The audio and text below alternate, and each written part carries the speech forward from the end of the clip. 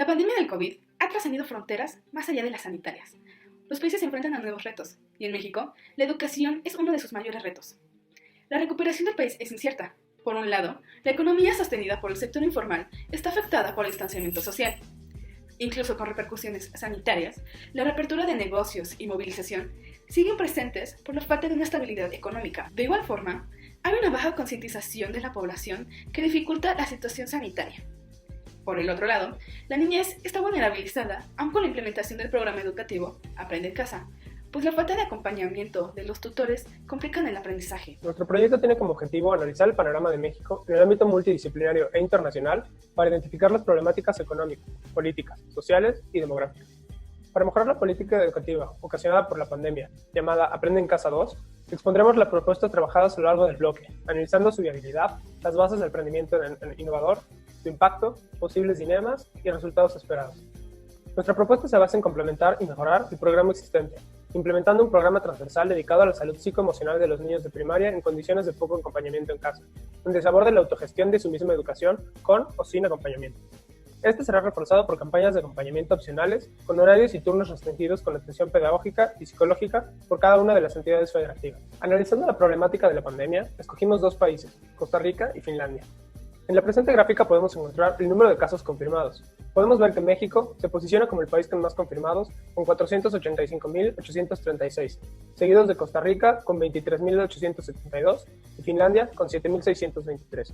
Sin embargo, es importante considerar varios factores que pueden hacer ver estos datos como muy alarmantes.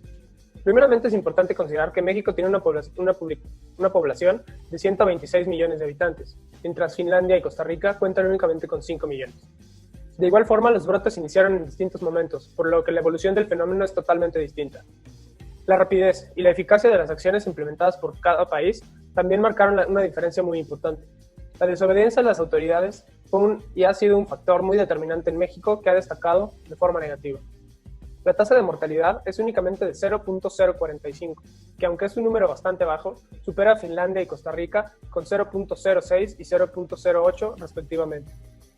En el tema de la capacidad hospitalaria, se observa un porcentaje mundial en Finlandia, ya que la situación está controlada, aunque contrasta con Costa Rica, donde se presenta un 69%, cifra que, aunque simplemente a simple vista no alarme, no tiene mucha importancia si se toma en cuenta que tienen uno de los mejores sistemas de salud en toda Latinoamérica. México, por desgracia, cuenta con un 28.6, número que desciende con el paso del tiempo. Además, nuestro sistema de salud deja muchísimo que desear. En economía, los tres países sufrieron una decadencia. Finlandia y Costa Rica pasaron de tener un PIB positivo a uno negativo, el más afectado siendo Finlandia. Más en el caso de México, este ya contaba con un valor negativo desde antes de la pandemia, por lo tanto la caída fue mayor. En cuanto a la tasa de desempleo, Costa Rica está pasando por una crisis económica, lo cual hizo que la tasa llegara hasta el 25%, mientras en Finlandia se llegó a un 11%, más las cifras indican que está bajando hasta llegar a un 8% en este mayo. Las cifras en México indican estar bastante estables, están entre un 2 o un 3%, más estas nada más se encuentran hasta el mes de abril, un mes después de haber empezado la cuarentena, puesto que después de este ya no se encuentran datos. Finalmente, el IGAE presenta un desplome de la actividad económica donde se observa una reducción de las actividades comerciales, así haciendo que muchas empresas lleguen a la clausura y llegue a la pérdida de empleo. En el aspecto educativo, México enfrentará una situación muy complicada, ya que un total de 37.589.611 matriculados han sido afectados bajo la nueva normalidad escolar. El Programa de las Naciones Unidas para el Desarrollo, PNUD, concluyó que un 15.5% del alumnado no regresaría a clases para el siguiente ciclo 2020-2021, siendo un aproximadamente de 431.576 alumnos. Por otra parte, aunque las medidas sanitarias del gobierno permiten progresivamente el regreso a clases, las carencias de las escuelas a nivel nacional siguen complicando el retorno, ya que solamente el 8.4% de las escuelas cuentan con accesibilidad.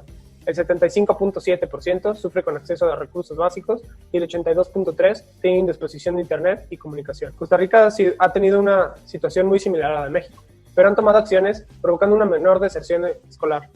Finlandia se ha visto afectado levemente, ya que han tomado acciones muy rápidas y el regreso escolar temprano se ha dado últimamente.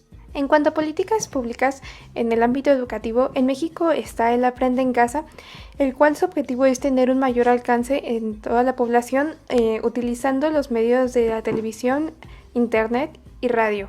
En el caso de Costa Rica se tiene como objetivo el abordar la mayor cantidad de temas posibles en lo que resta del 2020. Así, al empezar el 2021, este se ocupará como una medida para nivelar los aprendizajes. También en este país se está apostando por el trabajo autónomo, con las guías de trabajo autónomo, en donde el estudiante podrá realizar actividades, aprender teoría y autoevaluarse con una rúbrica.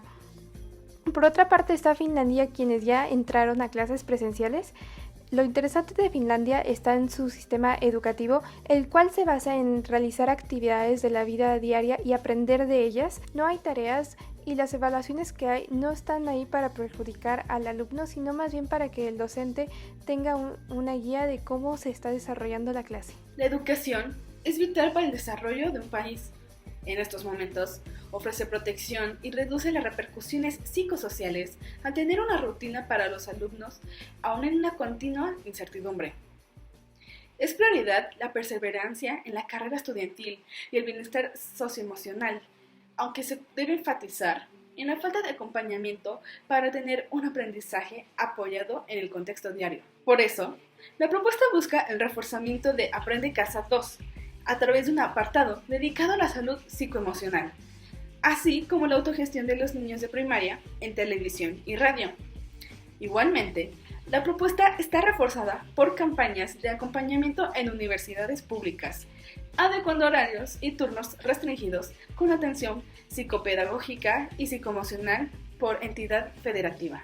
Ahora, el objetivo de esta propuesta es ofrecer apoyo psicoemocional y psicopedagógico, especialmente en niños de primaria, al igual que cultivar en las nuevas generaciones una cultura de la autogestión en el ámbito educativo para desarrollar sus habilidades con o sin acompañamiento, garantizando un bienestar educativo e integral. Precisando la propuesta, se piensa en una población objetivo con pocos criterios de elegibilidad, ya que por una parte todos los niños podrán tomar clases en la televisión o radio, siendo la cobertura a nivel nacional y por la misma difusión masiva de estos medios. Sin embargo, en cuanto a la campaña de acompañamiento, solamente sería implementada con alumnos de entre 6 y 12 años que cursen la primaria y en universidades que decidan apoyar este proyecto. Así, se puede decir que los primeros actores son el gobierno, junto con la Secretaría de Educación Pública, SEP, el Sistema Nacional de Protección Integral de Niñas, Niños y Adolescentes, CIPINA, el Programa Nacional de Protección de Niñas y Niños y Adolescentes, PRONAPINA. Igualmente, se tienen organizaciones como la UNICEF, la Fundación PAIRI y la IAP consideradas. Finalmente, en el sector empresarial participarán televisoras como Televisa, Radio Educación y Fundación Carlos Slim. También se tienen las universidades consideradas, tales como la UNAM, el Politécnico Nacional y la UAM. Con esta implementación a la política pública existente, si bien no podrá ser evaluada a profundidad en tiempos de pandemia por algún censo como la prueba PISA en el ámbito educativo, se espera un aumento o mantenimiento del número de matriculados en zonas urbanas y rurales, en el mejor panorama de los casos. Se piensa en una evaluación por medio de un sondeo telefónico de aproximación de impacto y en el siguiente PISA, si hay, crear una sección en cuanto a la recepción de servicio de programa y preguntas diseñadas por personal capacitado. A mediano y largo plazo, se espera que la educación en México tenga un menor porcentaje de rezago. Esta disminución permitirá enfrentar con mayor facilidad la deserción escolar ya existente. Asimismo, los alumnos se volverán más responsables con su educación gracias a la autogestión, dando así un aumento a la calidad educativa a largo plazo. Por el otro lado, la implementación del programa dará experiencia para futuros programas educativos en el ámbito tecnológico, siguiendo las megatendencias. Se apunta hacia una recuperación próspera de la educación y un desarrollo post-pandemia en México, al igual que un análisis psicoemocional de los alumnos para su propio bienestar integral. Sin embargo, también se piensa en los riesgos inherentes de esta política, que pueden ser futuras áreas de oportunidad. Económicamente hablando, se contempla la falta de recursos otorgados por el gobierno para pagar al personal capacitado y recursos para adaptar las escuelas, pero que se compensarían con alianzas de macroempresas. Jurídicamente, la propuesta va en contra de la política Quédate en casa, pero la falta de acceso a la educación es una violación a los derechos universales de los humanos. En la política pública se piensa en una posible falta de coordinación logística e insuficiencia de universidades aliadas por entidades federativas, por lo que se propone la supervisión por medio de la UNICEF, la SEP y contemporáneos. La pandemia, más que ser una gran adversaria para el sistema político internacional actual, evidencia las áreas de oportunidad de sistemas políticos mundiales, por lo que es apropiado notar deficiencias y saber responder a esto. Ya sea en el área pública o gubernamental, deben de buscarse estrategias multidisciplinarias, inclusivas, bien planeadas y sobre todo que busquen la adaptabilidad, elemento clave sujeto al contexto de distanciamiento social que acontece. En el caso analizado, la educación es un aspecto fundamental para el desarrollo de una nación libre y de oportunidades para toda la población, así aumentando la plenitud del Estado de Derecho a largo plazo. El panorama en México, si bien resulta complicado de manera general con aspectos tales como el desempleo y el trabajo informal, la política educativa Aprende en Casa 2 es próspera, multidimensional y en constante evolución. Por tanto, la implementación de estas propuestas elevarían la política del gobierno a algo más que solamente educación, sino un bienestar general, autogestión de la misma educación desde pequeños y la inclusión de esta misma población vulnerable poco visibilizada que no goza de acompañamiento por poco apoyo o ausencia. Porque aunque sea cierto que la educación fue el tema principal a analizar, tratar y proponer, la salud psicoemocional del infante debe ser una prioridad imperante más que nunca por la fortaleza que deberán demostrar las siguientes generaciones a raíz de este suceso mundial como la pandemia.